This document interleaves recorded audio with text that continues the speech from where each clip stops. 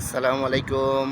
আমি বর্তমানে সৌদি আরবে আছি। সৌদি আরবের পেট্রোল পাম্পের কাজ বা পেট্রোল পাম্পের কী এরকম ডিউটি বা পেট্রোল পাম্পের কী সুবিধা অসুবিধা আছে, আজকে এই বিষয়ে আমি আপনাদেরকে একটা ভিডিও করব।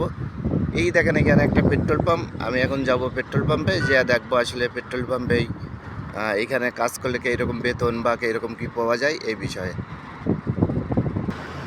পেট্রোল পাম্পের কাজের অনেক সুবিধা অসুবিধা আছে। এখানে সবসময় কাজ করা লাগে, এমনকি এখানে রোদ গরম বৃষ্টি হলে পরেও বাড়ির কাজ তো করা লাগে আর কি। এই আমার ভাই, এর বেতন কত দেয় ভাই? বেতন কত দেয় আপনারে? 1200। তেল পাম্পের কাজে 1200-1300 টাকা বেতন। আমারও ওই রকম বেতন দেয়।